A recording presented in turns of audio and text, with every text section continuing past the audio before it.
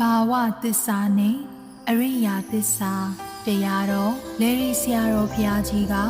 ပရမတ္ထသစ္စာကိုပဲသဘာဝသစ္စာနဲ့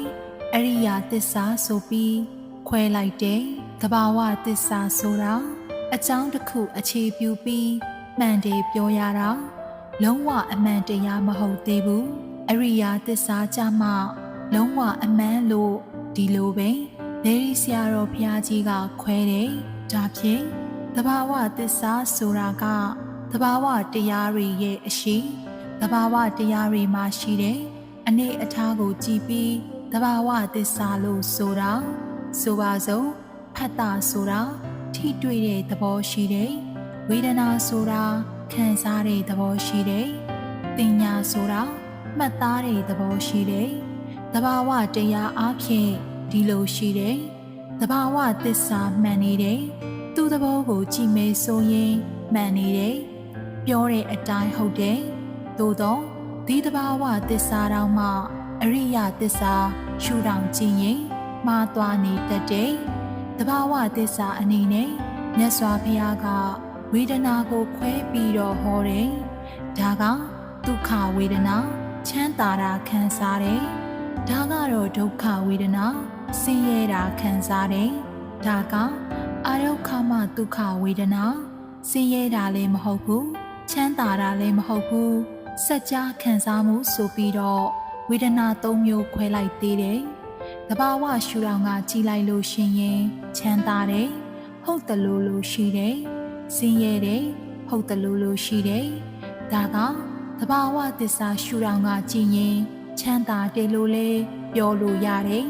ဆင်းရဲတယ်လို့လဲပြောလို့ရတယ်ဆင်းရဲချမ်းသာနှစ်ခုကြားခံစားချက်လို့လဲပြောလို့ရတယ်အရိယသစ္စာရှုထောင့်ကကြည်လို့ရှင်ရင်တပ်ပေသင်္ခါရဒုက္ခအလုံးဟာပျက်စီးခြင်းမှာအဆုံးသတ်မှာဖြစ်သောကြောင့်ဒုက္ခလို့ဟောတယ်အဲ့ဒါကြတော့တကယ်အမှန်တရားဖြစ်သွားပြီအရိယာသစ္စာဟာလုံးဝအမှန်တရားပဲတဲ့သဘာဝသစ္စာတောင်မှအရိယာသစ္စာရှုထောင့်ကနေကြည်လိုက်ရင်မှားနေသေးတယ်ဘာဖြစ်လို့တော့ဆိုတော့ချမ်းသာတာဗမာလေးလို့မေးလို့ရတယ်ဘာဖြစ်လို့တော့ဆိုတော့အခုချမ်းသာတဲ့ထင်းနဲ့အရာသည်ချက်ချင်းချမ်းသာလို့ထင်လိုက်တာနဲ့တပြိုင်နက်ပျက်စီးသွားတယ်ဗမာလေးချမ်းသာလို့မေးစရာဖြစ်သွားတယ်ဒါကြောင့်မြတ်စွာဘုရားကဒုက္ခလို့ဟောလိုက်တာကတော့အရိယာသစ္စာရှုထောင့်ကဟောတာသစ္စာ၄ပါးမှာဒုက္ခသစ္စာလို့ဟောထားတာဒုက္ခသစ္စာတွေမှာဇန်ချမ်းသာလည်းပါတယ်ဆိုတာတတိထားပါမြတ်စွာဘုရားကသစ္စာ၄ပါးကိုဟောတဲ့အခါမှာဒုက္ခသစ္စာလို့ဟောထားတယ်သားတွေသမီးတွေနဲ့ပြောနေတာလဲဒုက္ခသစ္စာပဲလူတွေကဒါကိုဒုက္ခလို့မမြင်ကြဘူးလေစီဝါဥစ္စာတိုးတက်လို့ပြောတာကလည်းဒုက္ခသစ္စာပဲဘာဖြစ်လို့လဲဆိုရင်မတည်မြဲလို့မမြဲတဲ့ရှုထောင့်ကနေကြည့်မယ်ဆိုရင်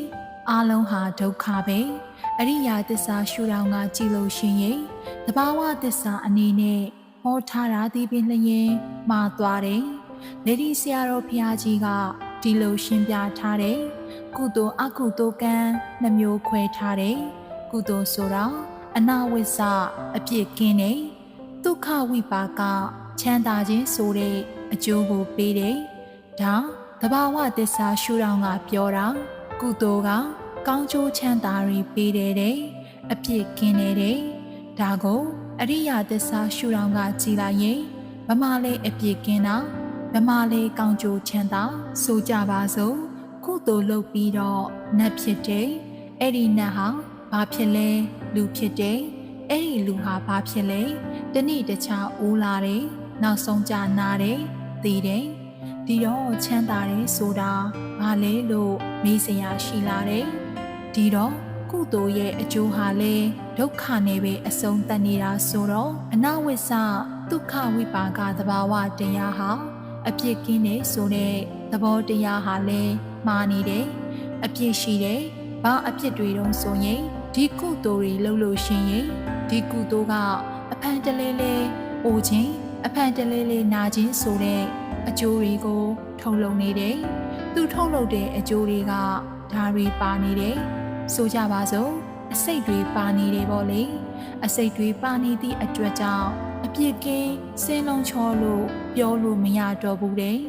ဒီတော့အရိယာသစ္စာရှုထောင့်ကကြည်လိုက်မယ်ဆိုရင်ကုသိုလ်လဲဒုက္ခပဲဒုက္ခတွေပါသွားတာပဲဒါကြောင့်မြတ်စွာဘုရားကသက်ပေသင်္ခါရဒုက္ခအလုံးဟာဒုက္ခပဲလို့ဟောတော်မူတယ်အရိယာသစ္စာရှုထောင့်ကကြည်လိုက်ရင်အမှားကြီးဖြစ်သွားတယ်ဒါကြောင့်တကယ်အစစ်အမှန်ကိုလိုချင်ရင်တော့ပရမတ္ထသစ္စာတွေကအရိယာသစ္စာကြမှသာလုံးဝအမှန်ဆိုတာရှာတွေ့မှာဖြစ်ပါတယ်အမှန်လို့ပြောတာကအများကသဘောတူထားလို့ပြောတာပရမတ္ထသစ္စာရှုထောင့်ကကြည်လိုက်ရင်မှားနေသေးတယ်နောက်ဆုံးအရိယာသစ္စာရှုထောင့်ကကြည်လိုက်ရင်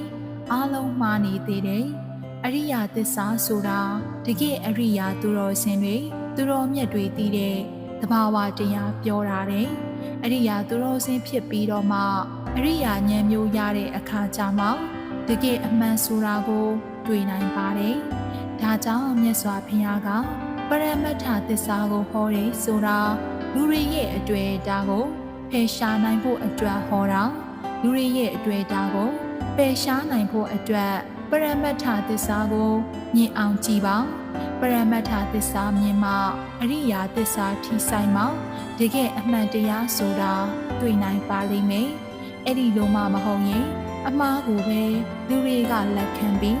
အမှန်လို့သတ်မှတ်နေကြမှာဖြစ်ပါတယ်ကျေးဇူးတော်ရှင်ပါးချုပ်ဆရာတော်ဘုရားကြီးအရှင်နန္ဒမာလာဘီဝင်တာဟောကြားတော်မူခဲ့သောတရားတော်ကို